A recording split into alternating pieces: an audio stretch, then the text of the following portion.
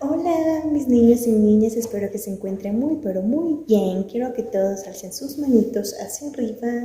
Muy bien, ahora las bajamos.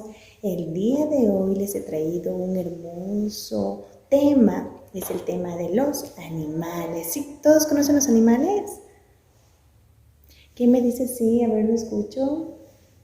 Muy bien, yo les he traído 5 animales. Vamos a aprender el sonido de los animales.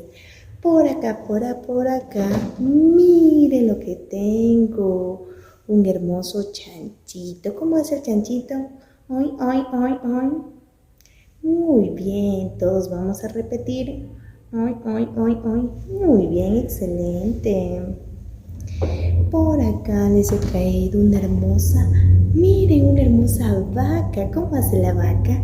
Mu, mu. Repita, repita, a ver, le escucho, le escucho. Excelente. Por acá les traigo un hermoso, mire, ¿quién adivina? ¿Quién adivina? ¿Quién me dice? Muy bien, ese es un perro. ¿Cómo hace el perro? Muy bien. A ver, les escucho, repita. Excelente. Por acá tengo una hermosa oveja. Mire cómo hace la oveja. Me. A ver, les escucho. Excelente. Por acá les he traído un hermoso patito. Mire cómo hace el patito. Cuac, cuac, cuac, cuac, cuac, cuac. Y un animalito que el día de hoy yo parezco, que parezco una gatita. ¿Cómo hace el gatito? Miau, miau. Muy bien, mis amores. Vamos a cantar una canción. Y cuando yo le nombre algún animalito, usted va a hacer el sonido, ¿ya? Vamos a escuchar cómo hace el chancho. A ver, escucho, escucho. Muy bien. Vamos a imitar cómo hace el chancho. Otra vez. Hoy, hoy, hoy. Excelente. Vamos a escuchar cómo hace el perro. Wow, wow, wow, wow, wow, wow.